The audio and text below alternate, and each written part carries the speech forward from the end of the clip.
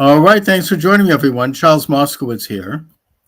I don't see the show running live on Twitter, but that doesn't mean it isn't. I mean, well, I'm not going to worry about it because for some reason the show shows up on Twitter after the fact, but maybe they don't let me go live. I don't know. Who knows? The point is, thanks for joining me, everyone. Charles Moskowitz, Michael D. Shaw is here. Um, Mike, I called today's show Today's Witch Trials because I've been seeing these videos really on TikTok and elsewhere, which involve a phenomena that reminds me of the Salem witch trials. And it is permeating our society today, and I want to call it out. Have you ever been to Salem, Oh, yes, Massachusetts? yes. Have you ever been to the House of the Seven Gables House Museum? Go past it, but Okay. Well, I only bring it up because if you ever go to Salem, it is worth seeing in that it's based on Nathaniel Hawthorne's novel. Nathaniel Hawthorne's great-grandfather or grandfather was one of the judges who was at the core of the Salem witch trials, a very bad man. Hawthorne actually changed his last name to distance himself. His name was Hathorne from him. He was one of those people who put a lot of people to death. It was just during this hysteria that occurred in Massachusetts Bay Colony, 1697, 1698, that involved young women going into almost a hysterical trance-like state. It really can't describe it. It's not like anything that we know today. And they would start to like scream and shriek almost in an inhuman way and point a finger that this person's a witch. And they would like flip out and their faces would go, go completely white. Some they would pass out. They would start vomiting. They would start shaking on the ground. And they would be in some kind of a weird trance. And they would point a finger of accusation at different people, claiming that they were witches, most of whom were women. And these people, it kind of, the whole society of Puritan Mass Bay Colony got caught up in it briefly. And they began to be tried and put to death. The whole thing fell apart, and the spell was broken, if you will, because they were taking on witch-like qualities. When the governor of the colony attended one of these trials with his wife, and suddenly one or two of these young women stood up in the court and they started to go into this screeching chant where they started screaming, pointing a finger at his wife. And at that point, the governor said, you know what? He stood up on the podium and he said, this is enough. This has gone far enough. This is insane. This has to stop right now. And the whole thing fell apart. Puritanism was never the same after that. I mean, everything became more real, and you had the birth of the Yankee. It was no longer this kind of wrapped up in this hysteria. But I bring it up because I think that same spirit is with us now. And I know I sound like I'm singling out women here. I don't mean to, because men have their own version of this. I could point to several in Congress right now that are like this.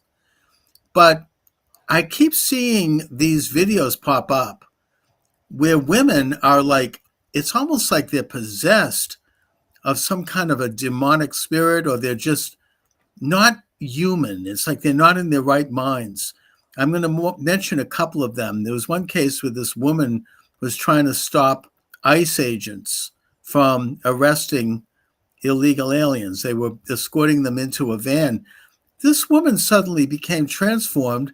She started to stand in front of the truck and held in her hand, trying to stop it from moving, and screeching these shibboleths, these nonsense slogans, and then the second example was that there was this one lone woman standing outside of an event that I believe President Trump was attending, with a poster. She was bothering people as they went in. She was all alone, but she started to shriek, "Insurrectionist!" And she took on this otherworldly voice. I mean, it was almost like, it reminded me of the Salem witch girls. just the screeching. I don't know where somebody can marshal that kind of a voice. Actually, Well, it's maybe it was demonic possession. that's what I'm wondering. But it was like something otherworldly. And then, of course, the third example that I just saw last night was in Congress when Rashida Tlaib, Congresswoman from Michigan, started to make accusations about Nazis, in Washington, D.C., the police who are trying to enforce immigration law. And a congressman stood up and said, no, I'm tired of this. You're not going to call me Hitler. We're not Hitler. Trump is not a Nazi. There were no Nazis here. And she started to scream, like caterwaul and scream. Did you see this?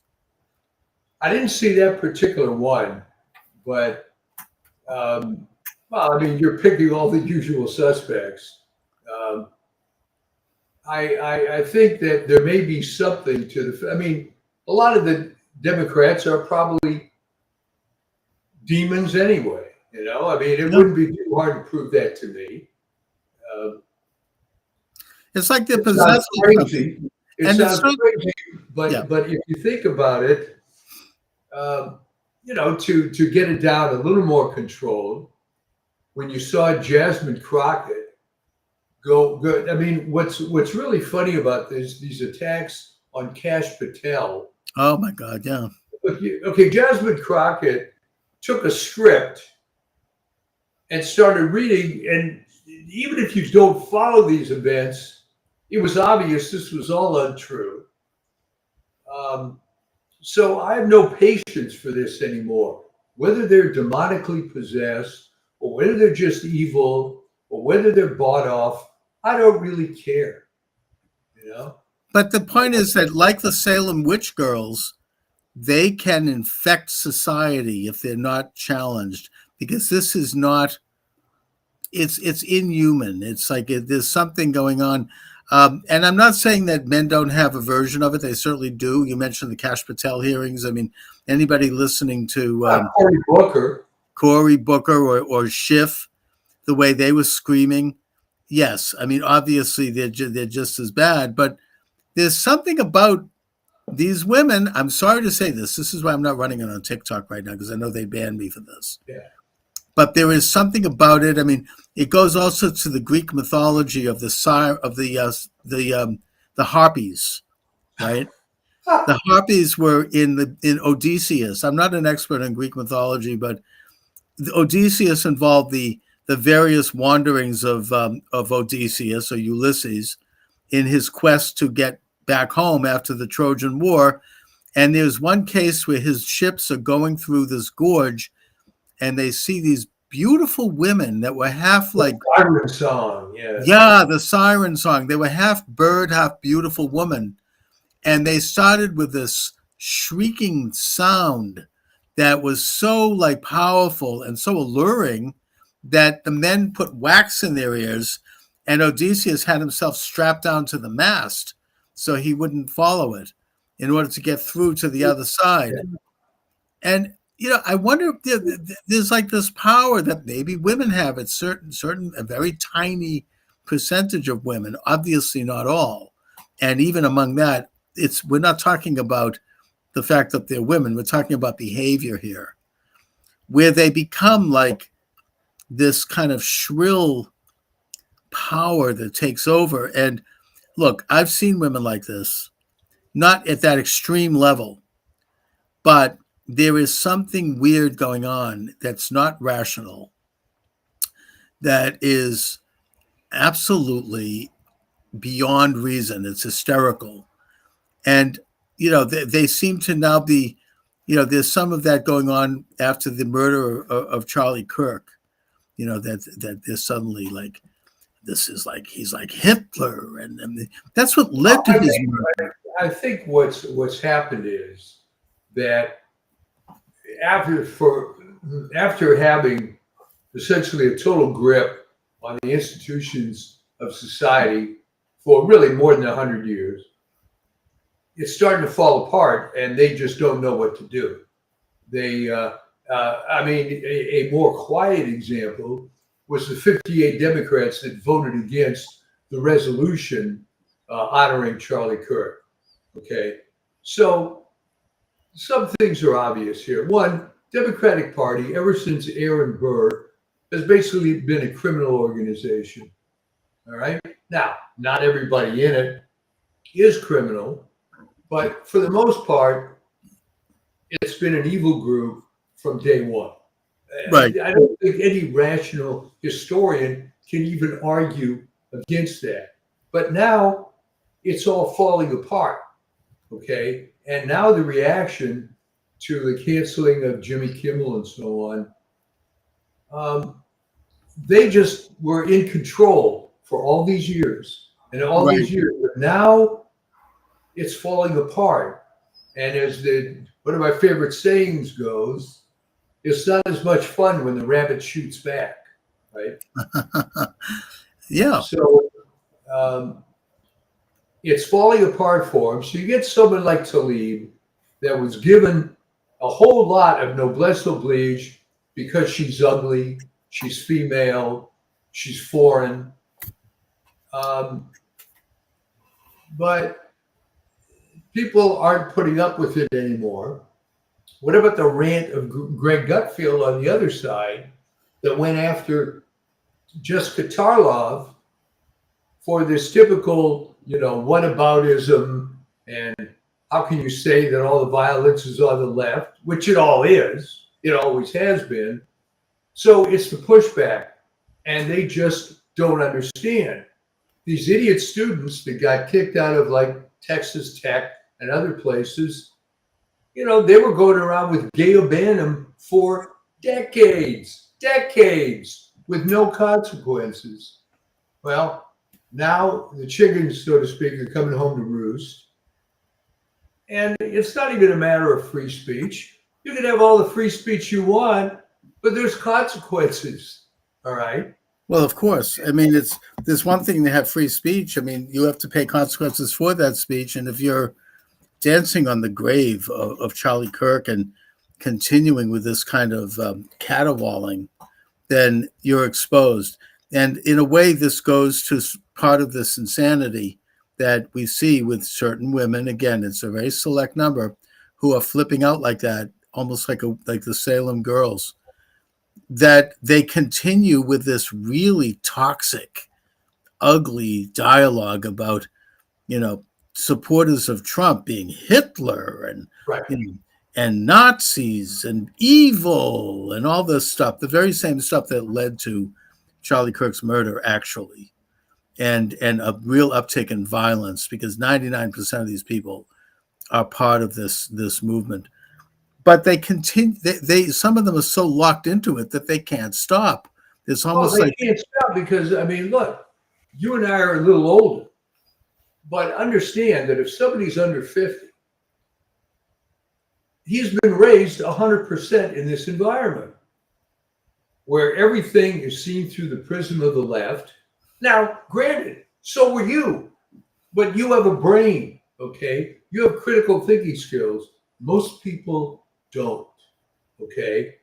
So when now you're coming up against the fact that, well, maybe this really isn't true, and our side is finally, at long last, starting to lose, they have no other reaction than to freak out, okay? Because it's been all their side for all this time. It's the same thing, this hysterical reaction with these firings. First of all, let's put all that in perspective. And I wanted to get into this a little bit. Mm-hmm. Kimmel's ratings were terrible. Right. Now, what they will do, because that's what they do, they'll give a number like about 1 million viewers, typically. But what they won't tell you is, in the key demo, which is 18 to 54, the people that actually the advertisers want to reach that buy stuff, it was running 129,000. All right. You can put a cat video on YouTube and get 129,000. Yeah. All right. So as Tim Pool pointed out, I think today, that the numbers just don't work. Okay, Eventually, if it you look catches at up. Colbert's show, that was $100 million a year to produce. They're making no money on it. They're losing money. Yeah, I mean, eventually the numbers have to add up, and you had, and they were like locked into this bizarre hatred, this inexplicable dialogue that didn't resonate with the people of the United States. Obviously, I mean, Kimmel was still spouting the same garbage that he's been spouting for years, except now maybe it's a blessing with the murder of our friend Charlie Kirk. It's kind of like the Chernobyl incident was in Russia. When the Chernobyl incident happened, Russia did the same thing they've been doing since Stalin, since Lenin. They lied. They're like, Yeah. oh, this is not true. This never happened. And then after it became obvious that it had happened a few weeks later, once a radiation cloud had covered half of Europe, Yeah. and it was like a disaster, they then said, oh, it's the bourgeois, left, or the bourgeois, capitalist roadsters who are behind it. Well, they had the same playbook, but it doesn't work anymore. That's right. And the Russian people at that point said, we've had enough. They woke up. Yeah. We don't believe this anymore. And they got rid of it. Soviet Union collapsed that year. So I think that that's what this is. This is that moment when you have these kinds of lies. I mean, Kimmel was engaging in an outright lie. It was obvious that the killer, the murderer of Charlie Kirk, was a MAGA supporter. Complete lie. Utter lie. Everyone knows it. It's just obvious. He was a left wing. He was, typical, not typical, but a leftist, radicalized, trans adjacent murderer. And once he uttered that lie, which he would have gotten away with all these years. Well, not only that, I mean, ABC isn't stupid. He didn't just start losing money. He's probably always lost money. Yeah. But now they have a great excuse. And I'm sure that most of the people at ABC were very happy to subsidize this because they're all a bunch of commies anyway. Yeah, but with that kind of lie, that would have led to a lawsuit, because President Trump, to his great honor, one of the great things he's doing is that he's finally stepping up and he's suing these people. Now they're going to start to crow about freedom of speech. I had a left-winger nothing to do with it. Of course not. I had a left-winger tell me, well, we can't have freedom of speech anymore, can we? Look what happened to Jimmy Kimmel. No, it's because of these fake lies that have been told all these years. It's finally catching up, because when they do lie about Trump, he files a lawsuit and he wins. I mean, he gets settlements, and he's doing that for all of us because it's stopping this agenda of, it's one thing to have bias. I get the fact that the mainstream media leans left. That's the way it is. It's always been, going back to Walter Cronkite and further back, Edward R. Murrow, all of it. But at least William S. Paley, for God's sake. Yeah, but they weren't actually, they weren't outright faking news. I mean, they weren't like manufacturing, I think I talked about this already. I'll go briefly. I mean, I became aware of this with the Trayvon Martin case, when they doctored a video, an audio, to make it fit a story, so they could claim that it was a racist attack, and they could then attack Mitt Romney. And then, more recently, there's the example of Lester Holt. I mean, he covered the story of this woman who was stabbing other girls outside of her home. She happened to be black, and the police came in and they shot her. And when Lester Holt ran the story, they obscured her hand, which had the knife in it. You couldn't see. Yes, I remember that. Yeah, all right. This is going on all the time. I mean, Kamala Harris's debate, where her answer was removed and another one was implanted that had been doctored and had been cleaned up and had been polished and spliced to make her look better. These kinds of things are not bias, they're propaganda. That's a lie. And Trump has sued for that. And I think that Kimmel Station knew that they were going to be sued for something like this, using his platform to completely lie. It's one thing for him to say nasty things about Charlie Kirk. That's horrible and evil. But if it's his opinion, then and that's what they want to run, that's fine. But if he's going to outright lie like that, that is why he had to go. I mean, back in the day, at least they used to pull people like Dan Rather was fired because he lied about George W. Bush. Well, let's be careful, all right? He was fired because they had proof That's that right. he doctored that document. Had that proof not been there, Rather would have still kept the job. I think you're right, but at least they fired him. After that, I mean, they wouldn't have fired people. I mean, it would have continued. Nobody got fired over the Harris interview or Trayvon Martin. I mean, they just continued onward. But the point is that now we're back to the point where the media is going to be at least reined in terms of creating these fake artificial stories, which is particularly dangerous at a time when artificial intelligence is becoming such a prominent factor. You can have a lie, implanted into an artificial system, and it can make its way around the world, and it could be very inflammatory. And you're right, but consider that if they've been lying, for the last 100 years without AI, does it matter? Okay. No, and there's always been lies. I mean, look, it goes back in Roman times. I mean, back in those days, the historians were court historians. They were hired by the emperor or by the Senate, and they would write what their sponsor wanted them to write. I mean, that's how it was. If you look at Roman, even like people like, some of the great Roman historians, Tacitus or Pliny, they were telling a narrative that fit the agenda of their employer. And we can gather a lot and we can learn a lot from it, but you have to realize that they were demonizing certain people because they were enemies of their employer, and they were glorifying other people because they were friends. That was their bread and butter. Plus, back then you could be crucified if you didn't play ball.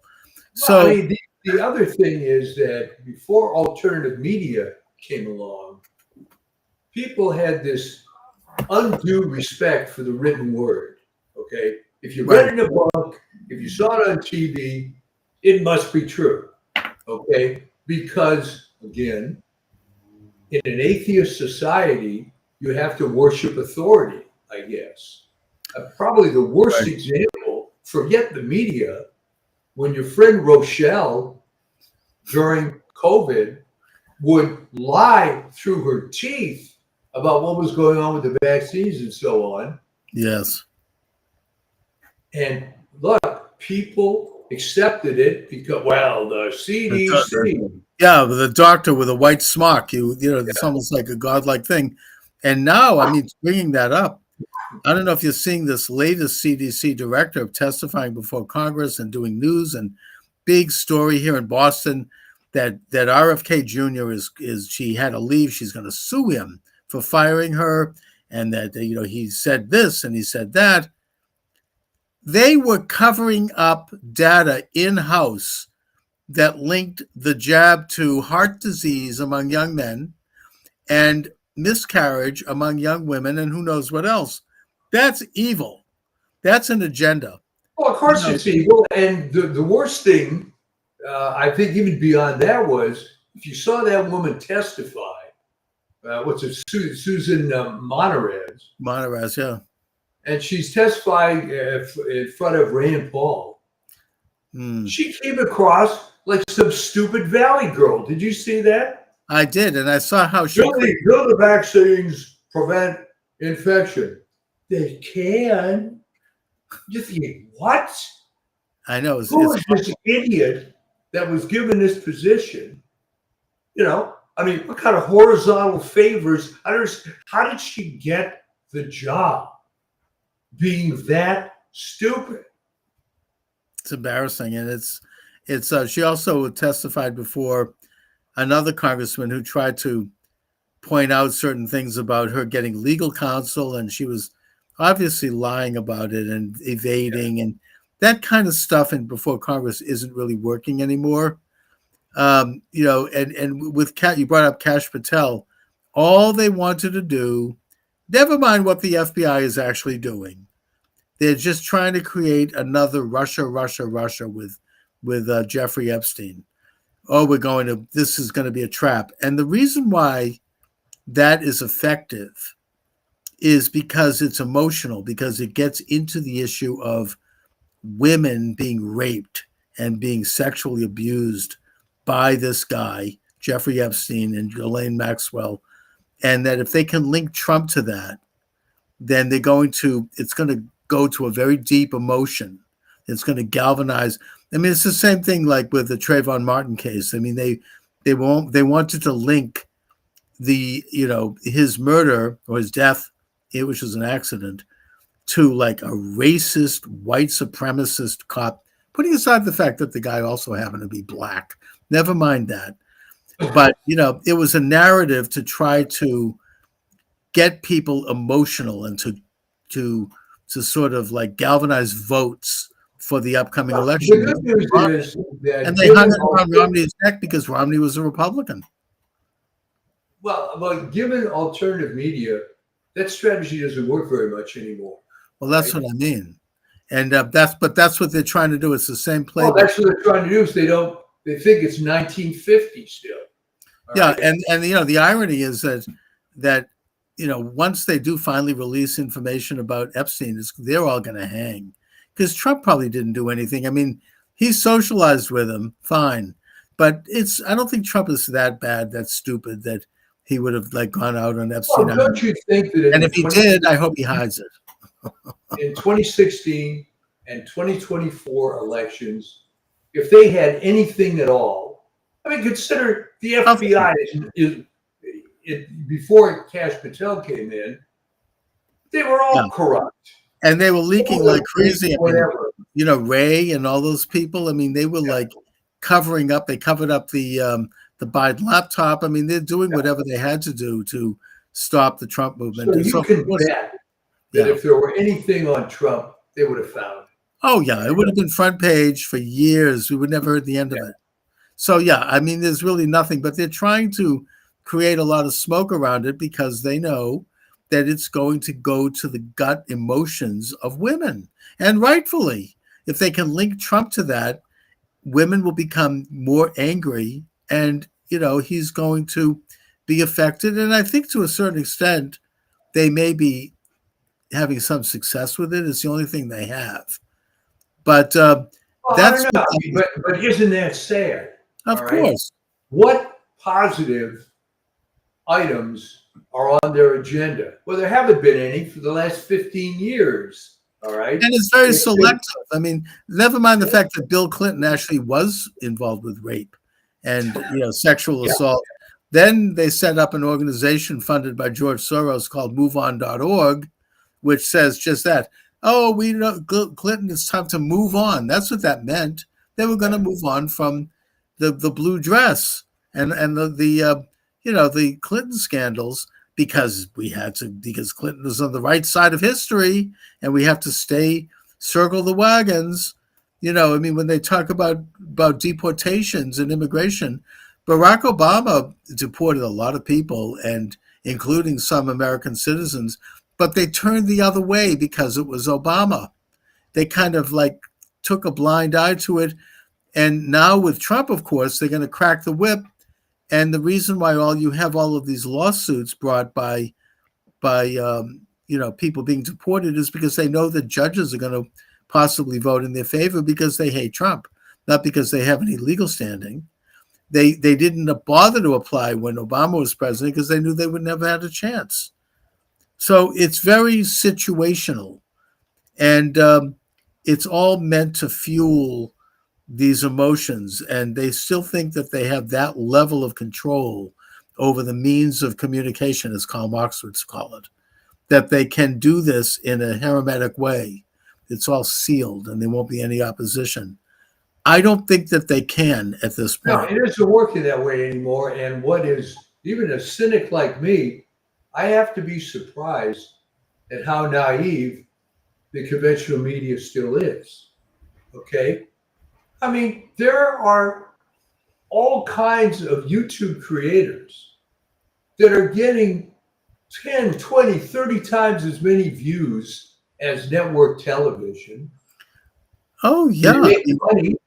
Tucker So, Carlson, after he left Fox, his show is bigger than all the major media combined. I mean, in yeah, terms of following, and he did it. He's doing it just through YouTube.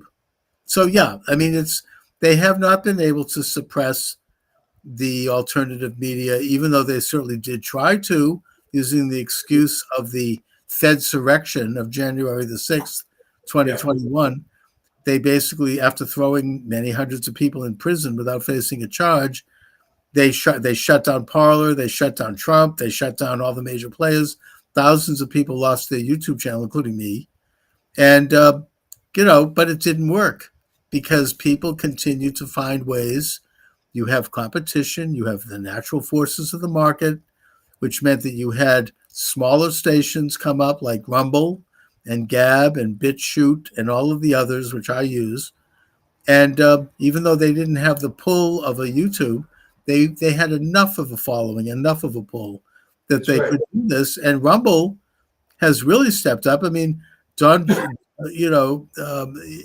Donald Trump Jr. set up a Rumble station, which has gone gangbusters. Um, they haven't been able to do it. I mean, I don't know about Tucker Carlson. I think in his case, he's just got his own thing. He can afford to do that, but he's got his own station. Steve Bannon, 29 million downloads. I mean, he's not on any of these things. He just does it, and he does it on his own platform.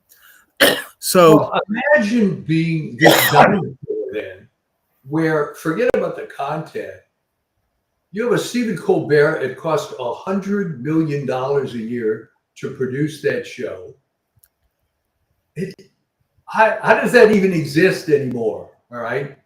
right, It doesn't. So the thing is, they don't realize that their day is over. And they're they doubling don't. down. But you see it in the print media also. I get the LA Times mostly because there's no other paper to get. Right, And but it's as much as the new owner has tried, it's still every other article is Trump bad. Okay. I don't even know what the target demographic of the LA Times is. I guess we can go back to Michael Savage's Women on the Upper East Side, although that's New York, Upper East Side with hysterectomies, but it's this weird sort of West Hollywood, no kids sort of vibe, hip, quote unquote. There's a lot of Hispanic oriented content, but there's no Hispanics that read the LA Times. I mean, good God. So I don't know what the audience is. I don't know what they're trying to accomplish, and they probably don't either. well, maybe the sacking of Jimmy Kimmel and Stephen Colbert and others might be finally the dominoes are starting to fall because these people don't have a following. They're fake. They don't have they've got a cult group of dwindling, irrational Trump haters. The core of that group are mainly well-educated suburban white women, many of whom have had abortions. Sorry, but that's the truth. Yeah. And amoral, just And it's older baby boomers that are bitter. and old guys. Yeah. Some of these old white guys primarily. Well, look at that guy with the Charlie Kirk assassination that deliberately got up. Yeah. I did it to try to foil the investigation. Who the hell was this guy? Apparently, he is a guy who has been. It's interesting you ask. I mean, he has shown up like a bad penny at a bunch of these events. He was at 9/11. He was at, I think, Butler, Pennsylvania. I understand he was at the Boston Marathon. On the day of the Boston Marathon, he called in a bomb threat to a Utah parade. And I guess that he's on the FBI list. I mean, they're watching him. But and I'm not saying he's typical, but you do have these old bitter guys, Yeah. mostly white, who, maybe it's the version of the male siren that they're just Well, I was asking you to mention that. I know people like that, and maybe they don't freak out like some of these harpies you describe, yeah. but they're just as irrational. Oh, absolutely. It's just a male version of the same thing. I mean, I'm not trying to single out women here. It's just women have a certain style of doing this. But I mean, look at it. I mean, these people are just as crazy, obviously, and I think a lot of them are older. Like here in like Newton, Massachusetts, I see the same people out with the no king signs, and they're in Newton Center.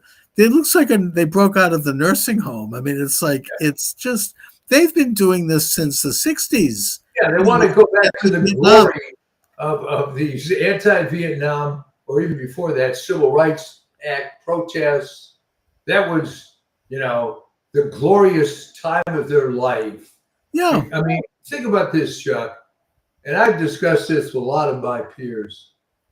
How pathetic can you be if you're my age and your best time in your life was the 60s? exactly. What did you do all these years? Yeah. Who are you? I It's, mean, I've engaged with some of these people, and they don't know what the hell they don't know who they are. They don't know why they're there. It's like it's a pathetic spectacle that and they're just old, and their minds are old. Their souls are old. They're just not. It's like it's not really functional, and it's just that's the core. That's the core of all of this. But then, of course, behind the scenes, we have people who are big money people who are financing it. yeah. You have the same thing going back. I mean, there's nothing new here. I'm studying the French Revolution. The underground Jacobin movements, they didn't represent the people of France. They didn't want what happened. They were an elite group, well funded, who were agitating and trying to create, propaganda and lies with their various public pronouncements. I don't think that they're as successful at that now, but there are a couple of good, intrepid, independent reporters. Actually, they're on TikTok and YouTube, who are tracking some of the people who are behind these movements, and they show video and photos, and you can see it's the same person. One day they're in Houston, the next day they're in Los Angeles, then next week Chicago. They're the same person. You can see it. It's a video. You can see what they look like. And then they dig a little bit and find out that they are working for some of these turf organizations that are funded by people like this guy Singman, who has connections to the CCP, and who is behind Code Pink, whom I've interviewed in the past. They're crazy, and other groups, and Hoffman over at LinkedIn. I mean, you might as well mention a few names. These people are all financing it. The divorced wife of Jeff Bezos, the divorced wife of Bill Gates. These are multi-billionaires who are financing a lot of these things. I mean, the whole Kings thing was financed by one of the heiresses to the Walmart fortune. She paid for these full-page ads in the New York Times calling Trump a dictator, right? And it was brilliantly financed. I noticed here in Boston, you see signs about the No Kings. They're in the richest, whitest, leftist neighborhoods in Boston, places like Lincoln and Dover. You see these signs. You don't see them in Roxbury. You don't see them where areas where people are working and people are trying to get to work and not get shot. It's it's an elitist thing that is a top down, just like the French Reign of Terror. It was not a populist movement, it was a top down conspiracy by well to do people who were operating secretly out of secret societies and who were implementing an agenda. That's what this is all about. Now, with Charlie Kirk, this is an event that is exposing, I think, their Achilles heel in the same way that Chernobyl exposed the Soviet Union. Because you now have people, and they're trying to cover it up, who are like glorifying, they're celebrating this murder. I mean, even here in Massachusetts, it was a public story briefly on the radio that school boards in several communities sent out memos telling people not to talk about glorifying the murder of Charlie Kirk, to not put up social media, to not talk about it in their classrooms. Why? Because that's exactly what they're doing.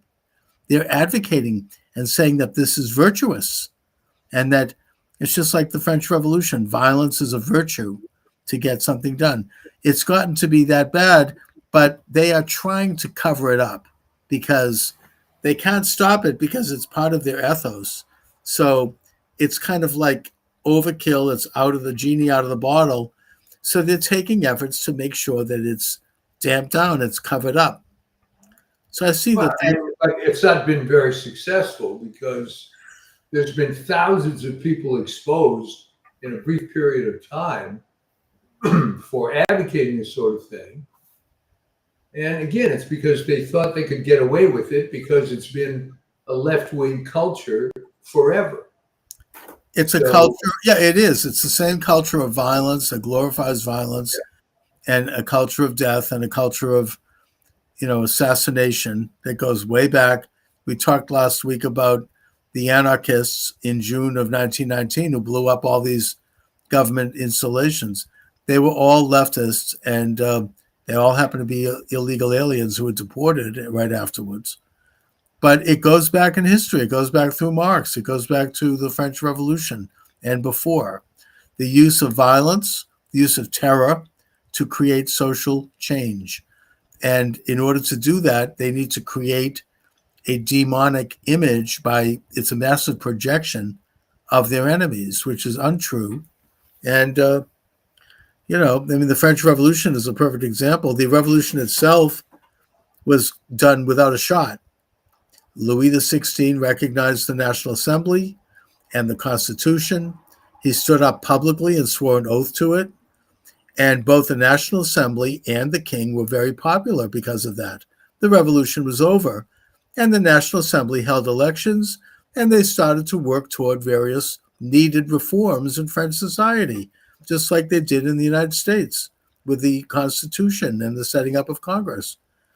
But the Jacobins conspired underneath Paris in the underground to overthrow this peaceful revolution and create the world's first communist society. And they were successful for a number of years until eventually the people got back, they took back France, and then Napoleon came along and restored order. But that was only after hundreds of thousands of people that were enemies of the state were guillotined. Oh, yeah. Tens of thousands of priests and intellectuals and anybody else who did not goose step to this new state had been executed in the Reign of Terror. Now, can that happen here? I don't think so. I mean, I think that we have enough people who are cognizant of what's going on. There's been enough of an awakening that they are not going to get away with demonizing not just President Trump, but the entire movement. They're not going to do it. It's they certainly spent 5 years doing it since the pandemic and under the regime that replaced Trump, that removed him from office. They're not going to get away with it now. They didn't get away with it with the Fedsurrection. It didn't take off like they had hoped. With, they're insurrectionists. Nobody believed it. It didn't take off with the lawfare against Trump, invading Melania's underwear drawer and then taking a misdemeanor in New York City, alleged, splitting it up into 37 pieces, turning it into a felony, and then getting a conviction. He's now a convicted felon, I hear them saying. But nobody believes it. It's not working. It didn't work for them. So, plus not to mention the assassination attempts. I just don't know what else they're going to do. I mean, meanwhile, things are moving forward and more people are aware of it. I mean, the classic example is the attack on RFK for standing up for things that the left used to publicly support. Corporate interests running the drug companies are pushing something that is harmful in order to make money. I mean, I think of my late relatives who are leftist as they can come, who for years I heard them railing about corporate interests. The corporations are running everything. We should shut off the lights because it's run by GE. I'm like, good, you want to go in the dark? Fine. But now you have, in a sense, they were partially right. There are corporate interests who are running those drug companies, running their profits by lying to the American people and selling them a very, very dangerous drug. And well, the only problem with that is it's only half the story. Right. They wouldn't have been able to succeed with this COVID fiasco unless they had willing participants like Tony Fauci, Rochelle, the ultimate corporate shill. Exactly. Who profited and who was ideologically. I mean, these people are true believers. I see that woman with just Marantz with her white hair. She's a true believer. She actually believes she is science, believe it or not. I mean, what's so weird about that is anybody that has that opinion doesn't know anything about science. Of course, yeah. Because science is always subject to being disproved. There's no such thing as settled science. That's right. Real science is a process of discovery and invention, building upon what is known and then looking into other things and disproving things and throwing them away when they prove false. Hypothesis. You have to test, even statistics, you test the hypothesis by different methods. Right. You have a probability, the P, and then you test it through different surveys and different means. I mean, this is what mathematics is all about. It's natural. That's what you do. That's the process. And they really tried to cook the books, and it brings up very deep political questions, which we can only speculate about in terms of why they did that, why they used that to put masks on people and to shut down children's school. And we now know, by the way, according to information released, that they were completely following the dictates of the National Education Association. Yeah. Nothing to do with science. Had to do with their politics. So I think enough Americans understand now. The only thing is you're not going to get a proper narrative on this subject for 100 years because there's too many people that are still attached to it. It's only, I mean, look at the difference between World War I and World War II. All right. World War I over 100 years ago. So now you could very confidently ask the question, why were we in it? There was no reason. We shouldn't have been in it. Of course not. Yeah. A few people dispute that. But World War II, you can ask the same question, but people aren't going to be quite as willing to cast aside all the crap that was rammed down their throat. I remember as a kid in the 1950s, every single day in school, on TV, we saved the world, and well, first of all, they left the Soviet Union standing, so they. You made the world safe for communism as well. Yeah, they only saved half the world. I mean, the Soviet Union eventually spread a much more lethal agenda across the entire planet, resulting in the deaths of hundreds of millions of people. But yes, I mean, World War I, we should never have entered it. The victors. This goes to like the way the Romans did history. The victors got to tell the history. From what I've read, the Rhodes Roundtable, the Anglo-American establishment, talked about by Carroll Quigley in his book Tragedy and Hope. They took over one of the first takeovers after World War I was the American Historical Association and the American Library System, where they were able to promote court historians and demonize and get rid of historians that questioned the narrative, especially as information started to come out that Wilson was planning on involving the United States in that war before the election, even though he denied it, and that he was already helping the British. There was no reason why we should have sided with them. They were no better and no worse than the Germans. We decided to take sides for reasons that are not fully examined. But after the war, you had historians questioning it, and they were denounced. The biggest one being Harry Elmer Barnes, who wrote the book, my favorite book of all of them, Perpetual War for Perpetual Peace. Yes. Which has been the policy of the United States from the time of Wilson right up till today. Trump accepted. A couple of other people accepted also, like Calvin Coolidge. But the idea was that the United States would constantly be embroiled in foreign wars, everything that Washington warned us about, as a way to create a world order with weakened sovereignty and social control. And Harry Elmer Barnes, who was America's most respected historian at the time, he was completely denounced and he was removed. They called him an anti-Semite, which was not true. And he was erased because he defied. The way he was treated reminds me of what happened to Peter McCullough. Although Peter McCullough had the advantage of alternative media, which Barnes didn't. Exactly. But one of America's most respected physicians before he was the #1 published cardiologist in the world. And suddenly, what? He's a quack?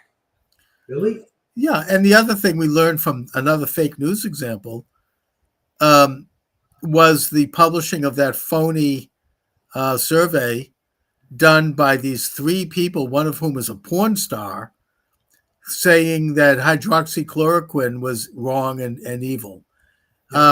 Published by The Lancet and the New England Journal of Medicine, 2 of the world's most respected medical journals, both of whom had to denounce this survey once it was exposed.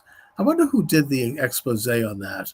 But the point is that they were into an agenda of basically denying and removing access to drugs that had long been used to fight viruses. Now, and were FDA approved, by the way. I'm not suggesting that hydroxychloroquine was some kind of a panacea, but the fact is that it was effective in many cases. It was not harmful, and it could help people with viruses. It had quinine in it. That's what it was based on. Well, the real reason that was attacked and suppressed was that the vaccines would lose their emergency use authorization. Exactly. If there was therapy. So it was all phony. It was all crap. And by the way, there was no individual that caused the retraction by the Lancet and the New England Journal. They did their own retraction when they realized we're on the wrong side of this thing. Okay. And I don't really care that Pfizer's an advertiser, because we have a journal in the I don't know how old Lancet is. It's older than New England Journal. And, we're not going to sacrifice the reputation of this thing any more than it has been. So they kind of pulled the plug on themselves. But it was, Marcia Angel, who was the editor-in-chief years before that quit in disgust, that she said it was mostly, a promotional organ for Big Pharma. Yeah, it was very damaging to them, and it certainly opened my eyes more so with regard to how corrupted much of our establishment had become by corporate interests, as my left-wing relatives used to say. But the corporate interests only succeeded because they worked hand in glove with government interests. Well, they were working hand in glove with the New World Order. Yeah. This is, philosophically, this idea that populations need, it's eugenics. Okay, Yeah. I mean, it's what it comes down to. The people need to be controlled. Their health needs to be not too robust. I mean, a lot of things are going on there that is a little too beyond getting into right now. But people know. I think most people know what I'm talking about. I mentioned in passing the Flexner report. Look into it. Yeah. Published in 1910 by Flexner, who had been hired by the Carnegie Institute, not the Rockefellers, to reform American medicine. What it did was it denounced all of the more conventional forms of medicine at that time, things like vitamins, things like, what we now call folk medicines, which actually work and which a lot of drugs derive from, because they weren't profitable and because the Rockefellers eventually wanted to have medicine derived from petroleum, since Yeah. that's the business they were in. And so you had a turn to a very specific kind of medicine, which I'm not suggesting it doesn't work at all, but it's only one approach, and a demonization of anything else, including traditional things. And then of course, they did like what the American Psychiatric and Psychological Association did. They formally licensed everything. You had to get a license. You had to get a certificate. You had to go to a college where you were taught a certain way. And then you had to become certified by them in order to be allowed to practice. That was the beginning of that. In a sense, the credentialed, what I've heard called the credentialed elites, began to take over whole areas of endeavor and to demonize anyone who didn't follow it because they were superstitious. Again, I'm studying the French Revolution. There were echoes there because they demonized religion, specifically the Catholic Church, as being superstition. They had the truth. They were the party of reason. They were science, like Fauci said. I am science. Yeah. You have to listen to me because I know the truth. Where they derive that power is not explained. It's completely seized out of thin air, and they're going to tell us what is what. This is how it is. So anyway, Mike, what do you have coming up on your Substack? Well, I had something that came out a few days ago that was involved with. It kind of riffed off the Charlie Kirk thing. Yes. But I did want to make a point, which you might appreciate, that when all these Hollywood celebrities lined up against the cancellation of Colbert's show and Jimmy Kimmel, all these horrible leftists that signed all this, you get a new appreciation for the moguls. All right. The moguls knew that the talent, quote unquote, was, a bunch of people that were gifted in certain ways, but were mentally defected in others. And they had to be completely controlled. And it's no secret that once that generation died out and these people got to speak their minds, I mean, you can see what's happening. The problem with the movie industry now, there's no stars. Why? Because they all went on social media and you got to see what terrible people they really are. The moguls wouldn't have allowed this. That was their asset. So I think they should be given more credit for trying to keep this under control. Right. I mean, they tried to. I'm getting a new appreciation of how they did this. Let's not forget, I mean, the example that's always used ad nauseum is Judy Garland. Well, they got her on drugs to lose weight and drugs to stay awake and drugs to fall asleep. Yes, they did. But who was pointing a gun to her head to stay in that environment? She was hooked on it. Yeah. both physically and also spiritually. She wanted to experience that kind of, adolescence. Adulation and to be a Yeah, star. she got from that, and I think there were people who tried to help her get off of it, but she, including her first husband, but she couldn't. She couldn't let it go. Yeah. It was just sad. I'm not saying what happened to her was good, but the point Right. is, it's like the Harvey Weinstein thing. Yeah, he was a scumbag, but you know what? If you don't want to accept the proposition, walk out of the room. Right. And of course, he was glorified by the Hollywood establishment. I think wasn't it Meryl Streep referred to him as God, right? I mean, and they all knew what he was up to. Anyways, so yeah, that article is available on Substack. I mean, which is linked to the show. And as always, Mike, thanks for joining me. We shall Yeah, return next always week. a pleasure. This was our special Friday edition. Indeed. And we shall return, God willing, next week. God bless America. Indeed.